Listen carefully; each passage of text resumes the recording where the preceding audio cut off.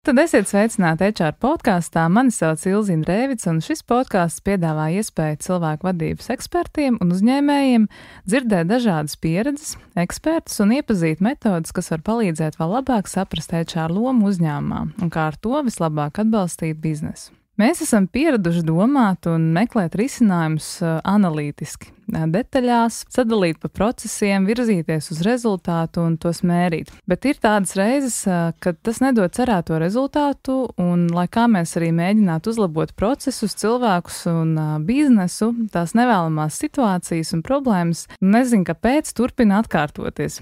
Varbūt mazliet mainot savu apveidu un to, kā tas notiek, taču tomēr bieži vien tas norāda uz to, ka iespējams pašā organizācijā ir kāda sistēmiska problēma, tā meklējama un risināma citādi ar sistēmisko skatījumu. Šodien patiesībā tā tēma ir aktuāla un nepieciešama un jāstāst un jārunā par sistēmisko skatījumu. Un šodien pie manis ciemos cilvēks, kurš šo lietu vada un zina stāstīt, Iveta Apine. Sveika, Iveta! Labdien! Jā, pirmkārt, pašā sākumā, lai saprastu, kā tu vispār nonāci līdz domai par sistēmisko vadību. Tā mana pieredze vispār sākās ar to, ka es kopš šī gadsimta sākuma esmu bijusi biznesa treneris. Ko dara biznesa treneri? Viņi, protams, tātad māca dažādas iemaņas. Ar vārdu sakot, to es darīju droši kā 10 gadus vismaz, un vadīju visdažādākos klasiskos, tātad ar vadību un organizāciju dzīvi saistītus iemaņu treniņus. Un saproti, es to bieži stāstu arī kā piemēru, ka tagad cilvēks vienalga, ko viņš dara, viņš to dara pietiekami intensīvi un ilgi, viņš lēnām pats sāk saprast, ko viņš dara. Un, pats iemācās. Pats beidzot saprot, ko viņš tur runā un māca citiem. Un faktiski pēc kaut kādiem 10 gadiem es diezgan skaidri sapratu, ka iemaņas tas ir ļoti labi, es viņus varu mācīt, ir cilvēki, kuriem tas ir vajadzīgs, un ir gadījumi, kuros kaut kā man radās tāds priekšstats, ka tas nekādi nesasniedz to mērķi, kas cilvēkiem ir vajadzīgs. Ar vārdu sakot, viņiem ir iemaņas, bet problēmas paliek. Tas iemesls kaut kur dziļāk. Jā, tanī brīdī faktiski es atklāju coachingu, bet priekš manis kaut kā ļoti īpatnēji kopā ar coachingu es nonācu uz tādu atzaru tam visam kā sistēmiskais. Tās lietas, kuras nevar atrisināt ar kaut kādu iemaņu treniņu, ļoti bieži organizācijās slēpjas tieši organizācijas kā dzīves sistēmas ietvaru. Kas tieši ir tas sistēmiskais? Tādu cilvēcīgo versiju tam visam es varētu teikt tā, ka mēs varam skatīties uz jebkuru, sistēmu kā uz dzīvu sistēmu. Ko mēs saprotam ar sistēmu? Pamatā jau tomēr vairāk vai mazāk mēs dzīvē ar dažām ļoti detalizēti saskaramies. Būtībā mēs no viņām nekādi nevaram tikt prom. Ja? Un pirmā tā ir, protams, mūsu ģimenes sistēma. Kaut kādā mērā un formā visas dzīves laikā mēs neapšaubām esam daļa no mūsu ģimenes sistēmas. Un kas nozīmē, ka mēs ar to esam pastāvīgā miedarbībā. Mums var būt dažādas tur attieksmes, viss kaut kas, bet ir skaidrs, ka mēs viņiem piederam un viņi pieder mums. Un tāpat, protams, ko mēs visi pieauguši cilvēki, protams, ka mēs strādājam, vai ne? Vai mēs veidojam savus uzņēmumus, vai mēs strādājam valsts pārvaldē, vai mēs strādājam korporatīvā vidē, bet tas vien jau nozīmē, ka mums ir attiecības ar organizācijām. Mēs kaut kur piederam, tātad mēs ietilpstam kaut kādā sistēmā. Tas, kas ir unikāli, ka tiešām šķiet, ka sistēmām ir kaut kādi savi pastāvēšanas likumi, kurus mums tā kā neviens nav īsti iemācījis. Jā, un 21. gadsimtā tomēr cilvēku izglītība jau no bērnības ir ļoti orientēta uz to, lai apgūtu tiešām ļoti detalizētas detaļas, bet vērtība vairāk tiek piešķirta tam, kas ir izmērāms. Viss tas, kas nav izmērāms, dažreiz pilnīgi šķiet, ka tas nepastāv. To ļoti bieži var tādā organizācijas kontekstā teikt par mācībām, kas ir soft tādā ziņā neizmērāmas, viņas ir attieksmēs, uzvedībās. Jā, attieksme principā ir ārkārtīgi grūti vai neizmērīt, un pat soft iemaņas organizācijās, vai ne, kuras māca jau atkal, veidot organizācijas kultūru, to pašu coaching kultūru, piemēram, vai ne, kā patiešām to, ieviest tā, lai tas būtu jēgpilni. Un sistēmiskie likumi, kādēļ man viņi tik ļoti uzrunāja, tādēļ, ka es tiešām ieraudzīju tādas ļoti ikdienišķas, ļoti vienkāršas situācijas, kurās tas ārkārtīgi palīdz, manuprāt. Ja? Un tur ir vesels zināšanu bloks apakšā. Tu esi to iepazinis, tu strādā ar organizācijām, tu vadi mācības. Kā šīs sistēmiskais attiecās uz organizāciju? Jā, es labprāt vispār pastāstītu, kad tad vispār organizācijām varbūt būtu vērts domāt par to, ka tā kā ar iemaņām un ar tādiem klasiskiem biznesa rīkiem nebūs gana. faktiski 3 situācijas, kurās jūs uzreiz ik viens var domāt par to, ka tur ir kaut kāds sistēmisks sastāvs tai situācijai. Ja? Pirmais ir tad, kad vienas un tās pašas vai līdzīgas situācijas organizācijā atkārtojas. Un es uzreiz arī iedošu piemēru. Piemēram, organizācijā atlaiž vadītāju. Atlaiž ne pirmo vadītāju. Atlaiž bez cieņas. Dažreiz vadītāji par to, ka viņi ir atlaisti, izlasa ziņās. Un tas ir tik smieklīgi no mana viedokļa skatoties, jo jūs saprotat, tas ir tik naivi domāt, ka organizācijā kā sistēmā tam nebūs seka. Vienkārši tas dabā nav iekārtots tā. Tam nevar nebūt seka. Un te, teiksim, no analītiskā, ko mēs darām? Mēs, teiksim, paņemam cilvēku, tur atlaižam un sakam, gatavs, šitas pēc vērtējuma neizturēja. Kas ir pareizi? Ir tikai viena problēma no sistēmiskā, jā, viņš neizturēja. Un, ja ar šo situāciju nestrādā, ja viņš netiek atlaists ar cieņu, sevišķi tas ir vadītājs, dažreiz arī dibinātāji, dažreiz arī īpašnieki tiek atlaisti, ja? Tad faktiski tas atstāja dzīvā sistēmā pēdas, tādus kā imprintus. Tā veidojās paterni? Jā, tie ir tie, ko mēs saucam par sistēmiskiem paterniem, ja? Un tie ir tādi kā musturi, latviski būtu vārds musturi, ja? Un katrā, tā kā mūsu tautiskajā jostā ir musturi. Ja? Kas ir simboliski, metaforiski tāda nozīme tam. Ja? Tā faktiski jebkurā sistēmā ir musturi, ir teiksim, sistēmas atspūgs kaut kāds. Tas nozīmē, lai tā kā to padarītu saprotamu, tad šāda rīcība veido patērnu, kas kaut kur neapzinātā līmenī veicina nākamo rīcību. Protams. Vienkārši sistēma turpinās, neatkarīgi no tā, ka kāds kādu atlaida. Un sistēma turpinās tādā veidā, ka, piemēram, to var klasiski redzēt organizācijās. Tas, man liekas, ir tipveida piemērs. Tiek atlasīts profesionālā atlasē kvalitatīvs kadrs, kurš uzsāk darbu, un pēc pusgada viņš ir salūzis. Viņam ir vai nu veģetatīvā distonija, vai nu viņš vienkārši saka, paldies, es vairāk nevaru, vai nu viņš funkcionē, bet viņš reāli, viņš nav spējīgs pilnībā ieņemt savu vietu un veikt savu funkciju. Tas nav dēļ iemaņām. Tas ir tieši dēļ sistēmiskajām dinamikām, kurās viņš nejauši ir trāpījis. Šis dinamikas, kas ir organizācijas, skar šo vadītāju neatkarīgi no tā, vai viņš par to zina vai nezina. Vēl vairāk, šīs dinamikas var skart cilvēku arī daudzus gadus vēlāk. Ja, un tas ir tas fenomens, kā strādā sistēma, kā fenomens. Tas tiešām attiecās arī uz organizācijām ļoti lielā mērā. Piemēram, ja vadītājs sadeg, ir skaidrs, ka viņa līderības potenciāls, lai kāds viņš būtu, viņš nevar izpausties. Līdz ar to ir problēmas ar komandu. Līdz ar to kāds no komandas mēģinās pārņemt vadību. Vienkārši tādēļ, ka līderis ir vajadzīgs. Man, protams, gribas uzreiz jautāt, kā to mainīt. Faktiski šādās organizācijās tā maiņa ir iespējama tieši caur to, ka mēs sākam visos vadības, visaugstākajos līmeņos runāt par cieņu. Ir organizācijas, kurās tas ir svešvārds. Un mēs runājam par izmērāmiem sasniegumiem, par KPI-iem, par visu ko, bet mēs aizmirstam elementāri cilvēcisku cieņu. Līdz pat tam, ka, teiksim, diskusijās ar vadītājiem es esmu dzirdējis, jā, bet pa ko man viņu cienīt, rekāds viņam novērtējums. Te kaut kas lūst. Un tad kā to mainīt, faktiski, protams, ka vadības līmenī par šito runāt un sākt mainīt kultūru, iekšējo attieksmi un vērtības un tādu lietu, kas arī ļoti sistēmiski kā vadošos principus. Mēs mākam organizācijām, un tas ir vajadzīgs, un tas ir labi. Mēs veidojam vīziju, misiju, tur mērķus, ja? Bet problēma ir tā, ka tie visi ir konstruēti. Tas ir labi, tas dod draivu, tas dod uz kurien tiekties, tas dod motivāciju.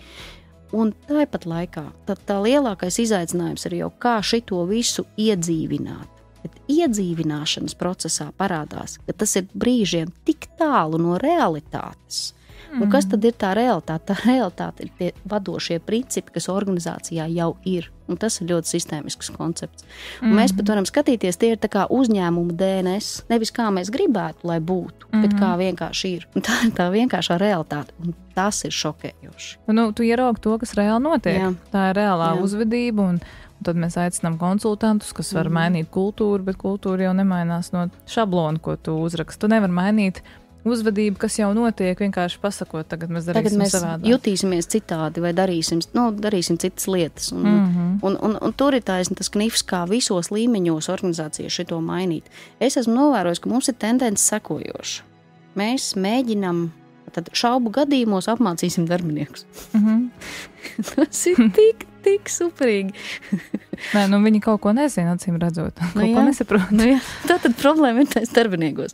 No sistēmas viedokļa diezgan skaidrs, ka darbinieki praktiski vienmēr ir simptomu nesēju organizācijā. Līdz ar to saprot, kas sanāk. Mēs visu laiku mēģinām ārstēt simptomus, neskatoties uz cēloņiem. Ja? Un, ja mēs skatītos savukārt, tad, kad mēs sākam skatīties uz cēloņiem, mēs saprotam, ka tās darbinieku situācijas tātad ir tiešām simptomātika, kas vienkārši tā kā dzīvā ķermenī. Ja mums ir klepus, ir skaidrs, ka mums kaut kas ir noticis tajā rumpītī, vai ne?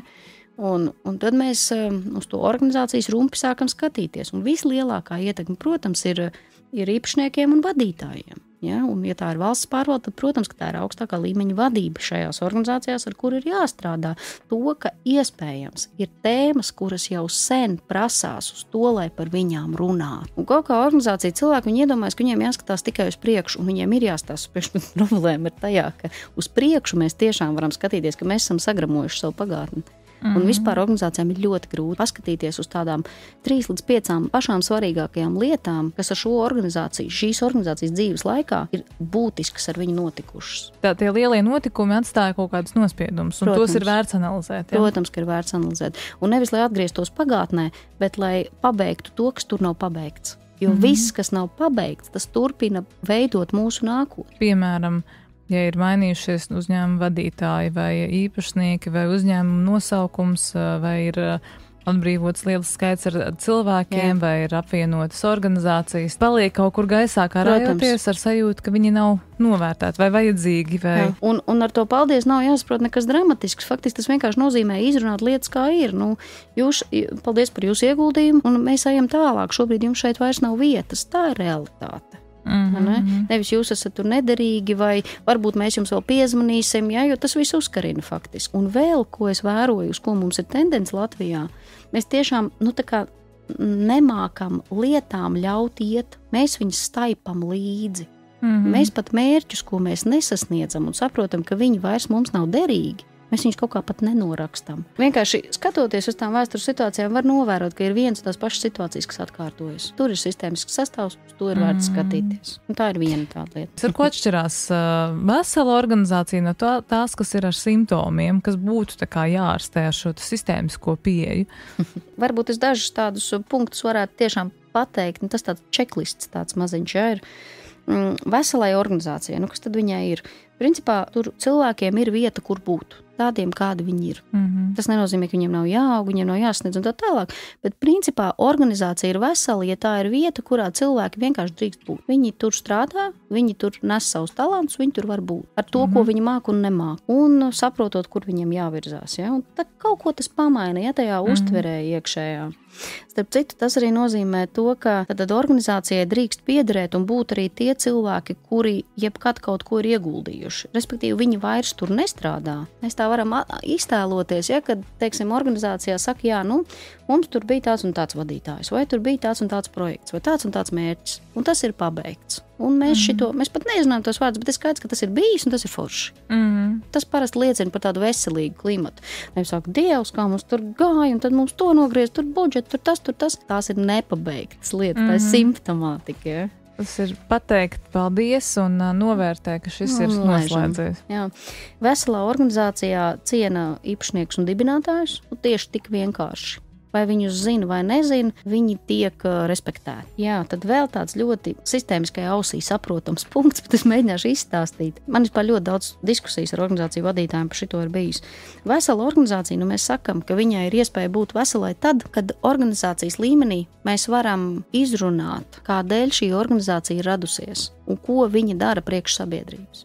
Kāpēc viņa ir vajadzīga. Tas ir tas mērķis, kāpēc. Jā, un te tās klasiskās, tik vienkārši. Tas ir tik dabiski īstenībā, bet dažreiz tas paņem tādu sutu, par šito izrunāt. It kā tas nebūtu pieļaujams mums, un ļoti bieži es dzirdu tādas atrunas, kāpēc organizācija? Tāpēc, ka naudu vajag. Bet ziepa ir tāda, ka ar to vienmēr ir par īsu. Vēl trakāk. Ļoti bieži naudas mērķi ir milzīgi šķēršļi attīstībai. To mēs īstenībā mūsdienās arvien vairāk jūtam, kad cilvēks sāk uzdot jautājumus, kāpēc es esmu šeit, kāpēc man piederēt šai uzņēmumam, šai organizācijai, kāpēc gan man nepiederēt tikai savai dzīvei un darīt savu uzņēmumu. Vajadzīgi. Un ja viņam tiek atbildēts visos līmeņos, ka, hei, tu vispār neklusē un dari, tāpēc, ka mūsu uzdevums ir nauda, mēs zaudējam šos cilvēkus. Un, tas tāds moments, un vispār tas ir simptoms, jo faktiski neviena organizācija tikai dēļ naudas nepastāv, bet pastāv variants, ka vienkārši organizācija ļoti neapzināta par saviem mērķiem. Un šeit sistēmiskās sesijas riktīgi var palīdzēt. Dažreiz cilvēki, teiksim, vadības komandas, ja viņi uzdrošinās vispār par to runāt, ja kontakts ir pietiekami labs un uzticamība ir pietiekami augsta, tādus šortkatus biznesam var atrast. Ja mēs vienkārši atļaujamies runāt par to, kā ir un kāpēc mums tas ir vajadzīgs. Un varbūt tas ir arī dēļ tā, ka mums tomēr biznesa vide ir tāda, ka viņa mums ir vēl tikai 30 gadus. Un iespējams, ka mēs jau arī esam tā paudze, kura par šito jau ir spējīgi vairāk domāt, jo tie, kas bija pirms mums, tiem tādas iespējas nebija. Viņiem bija no dienas uz dienu jāizdzīvo vairāk. Tad vēl, kas ir varbūt veselīgas organizācijas tāda pazīme, tanī brīdī, kad organizācija tātad spēja domāt un runāt par nākotni. Un tiešām par nākotni, nevis par kvartāla, vai gada mērķiem un ilgtermiņa sapņiem. Un ir daudz nākotnes vienlaicīgi, un ir ļoti daudz, vai ne, šo teoriju, arī brīnišķīgā U-teorija un par nākotni, kas tuvojās. Un, protams, ka tas viss tā ir. Un atkal tā pazīme ir, ka organizācijā principā ir kapacitāte par tādām lietām runāt. Tā ir veselības pazīme vispār. Tad, kad, teiksim, uzstāda mērķus, es nezinu, es tik bieži to redzu, ka organizācijas viņas pat nedomā par to, kur viņas grib būt un kas ir viņas tādi pastāvēšanas jēga un principi un funkciju kārtība un vēl vis kaut kas. Viņi runā par to, kā sasniegt tekošos mērķus un nākamo gadu plus 10%. Dzīvo pilnīgi neapzinātu dzīvi. Tāpat kā cilvēki, vai ne? Vienkārši viņi ir šo te mazo blusiņu pilni. Teiksim, par šīm lietām nerunājot, nav jābrīnās, ka mums ir nemotivēti darbinieki. Mēs viņus varam uz 10 motivācijas treniņiem aizsūtīt. Viņi nekļūst motivētāki. Viņš nedabūna to iekšējo vilkmi, kāpēc viņš to dara. Ir svarīgi viņu saprast, ka tas nav tikai individuālo cilvēku dinamiku komplekts. Organizācija pati pa sevi ir sistēma. Tas nenozīmē tātad, ka katrā organizācijā cilvēkiem vajadzētu terapeitu pie sāniem. Nē, viņiem nevajag, viņiem ir tik daudz potenciāla, viņi ir tik forši.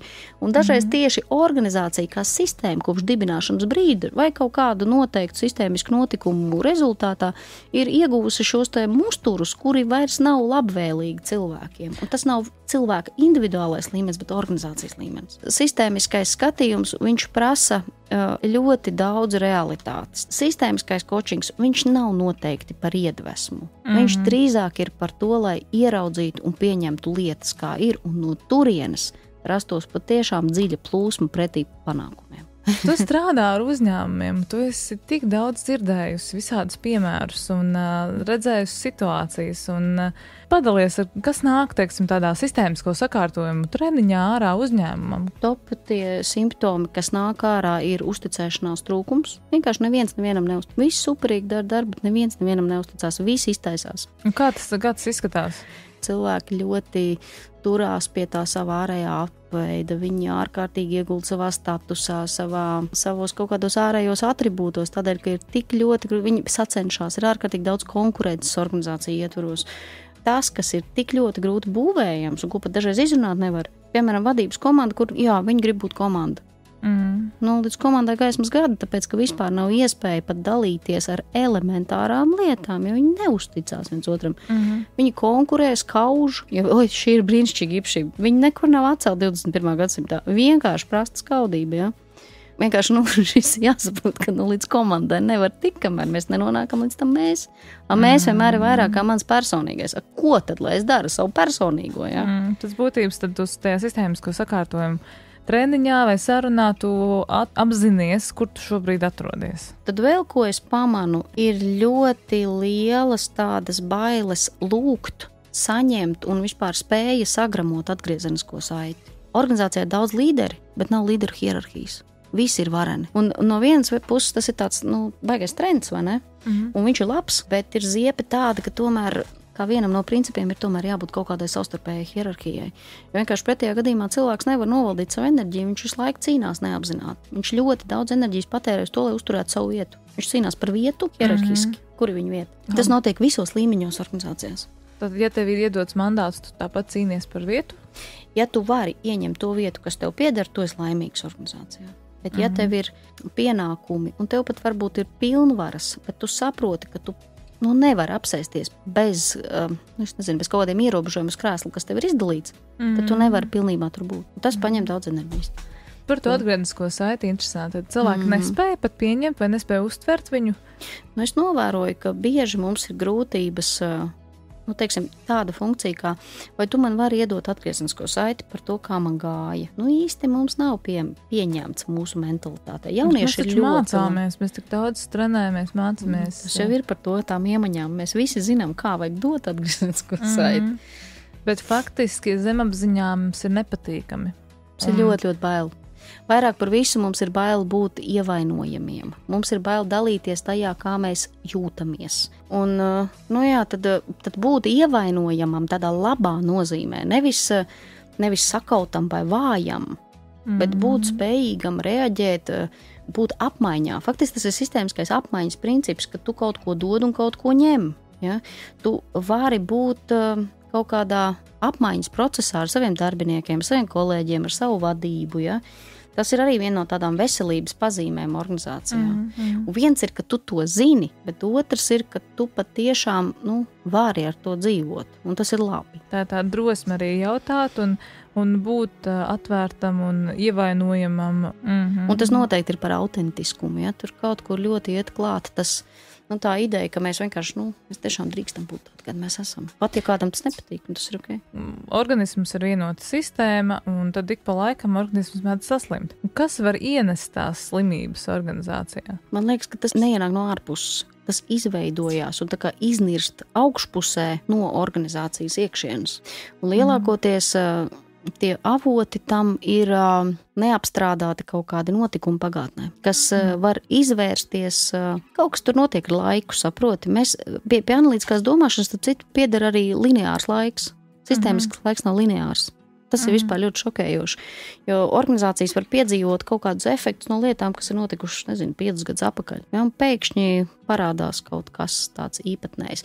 Bet vispār parasti tās pazīmes, kas ir gaisā, ir diezgan liela neskaidrība. Dažreiz pilnīgs apjukums. Un katrs vicina rokas kā māk, un kam vairāk skaļāk balss vai kam vairāk varas, tas piespiež kaut kādas pogas. Bet tas notiek neapzinām. Es domāju, ka kaut kādas pazīmes jau ir kādu laiku vienkārši, vispār jautājums, kurā brīdī mēs sākam formulēt, ka mums tad tiešām ir problēma. Tas tad arī ir kaut kas, ko es cilvēkiem mācu, mēģināt palīdzēt viņiem saprast ne tik daudz pat, ko viņi grib, bet saprast, kas ir šobrīd viņu tēma, ko viņi nevar atrisināt. Nevis, kuri viņi izaicinājumi, kas ir tāds klasisks coaching pieejam, tā ir ļoti labi. Bet šeit ir bišķiņ kaut kas cits, respektīvi, saproti, mēs kaut kādā veidā tas, ko mēs formulējam, ko mēs gribam, nekad nav īstais.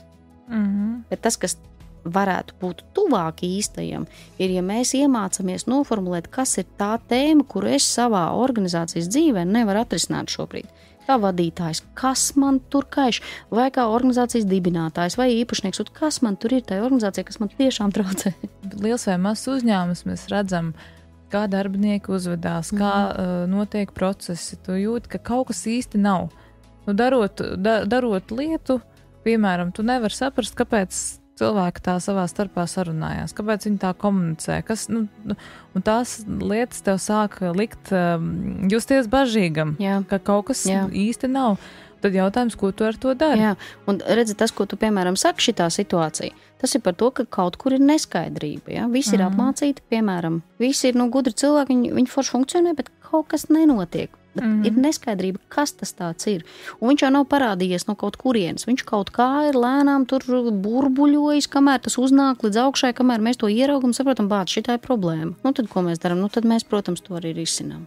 Kā tas ietekmē arī to biznesu kopumā, ja ir šāda kaut kāda sistēmiska problēma, bet it kā viss rullē. Man tev ir laba ziņa. Kamēr cilvēks neuzskata, ka ar to kaut kas ir jādara, ar to nekas nav jādara. Un tas ir organizācijas skaistums. Un tas vispār ir tā tiešām ir ļoti pozitīva ziņa, man liekas. Respektīvi, organizācija var strādāt arī ļoti nevesela. Viņa vienkārši strādā, Viņi jūt tāpat kā cilvēks savā dzīvē dzīvo, viņš jūt, ka īsti varbūt nav viss tā kā kārtībā, kā vajadzētu vai kā es gribētu, bet īstenībā jau tu vari tā visu dzīvi nodzīvot. Mierīgi. Tu tādā pusmiegā. Jā, un tu nevari vainot nevienu par to, ka viņš ir pusmiegā un ka viņš dara nepareizi. Viss jau strādās. Protams, kaut kādā līmenī tas viss arī strādā un tas ir pilnīgi pieņemam, tas ir absolūti ok. Un, protams, ka sistēmisku aci un ausi trenētiem cilvēkiem, tas ir galvenais treniņš - likties mierā. Tiešām tad, kad viss cits ir izmēģināts, mēs faktiski tikai tad esam gatavi sākt skatīties uz lietām savādāk. Jo, lai ieraudzītu kaut ko vairāk, mums ir jābūt pietiekami slikti. Un kamēr mums nav pietiekami slikti, tikmēr mums to nevajag. Un tas ir tas, par ko ļoti daudzās disciplīnās jau šobrīd runā, ka faktiski tas iekšējais lēciens vai organizācijai vai cilvēkam nav būtiski. Tas kvantu lēciens, viņš jau rada milzīgu resursu, bet viņš notiek tikai tad, kad tiešām ir slikti. Tur ir kaut kas tāds jocīgs. Faktiski mums ir jāiedzīvojās riktīgā krīzē, lai mainītu kaut ko. Neviens nav teicis, ka organizācijai jābūt mūžīgai. Varbūt šai organizācijai liktenis jau ir piepildīts. Varbūt, ka viņai vairs nevajag uzstādīt jaunas mērķus, viņai vienkārši jātaisās ciet. Mēs stiepjam gumiju, tur beigtu zirgu klapējam. Varbūt, ka ir šim jānomirst un jāpiedzimst kaut kam jaunam. Šo nezinot, iespējams, organizācija nodzīvo neapzinātu dzīvi. Jā. Vienkārši nesaprotot, kāpēc nenotiek, kāpēc tā lieta nenotiek. Tu minēji, ka pastāstīsi par tiem 3 sistēmiskiem principiem, kas patiesībā nodrošina šo te veselību jebkurā sistēmā, gan organizācijā, gan ģimenē. Tāds ļoti vienkāršs varbūt skatījums, bet faktiski pastāv tāda versija, ka sistēma ir vesela, tad ja ir 3 principi. Pirmais ir piederība. Respektīvi, visi, kas šai sistēmai pieder, ir tiesības būt piederīgiem. Nevienu neizslēgt. Ja? Un faktiski visi, kas tiek izslēgti tāpat vien, piemēram, savāc savus mantus un lasies no šejienes, ja? Ziepa ir tā, ka sistēma veido kompensatorus mehānismus. Ja? Kaut kur sistēmā sāks notikt kaut kas līdzīgs vai tas pats. Ja? Tad otrs, organizācijā ir būtiski, lai viņā būtu kārtība.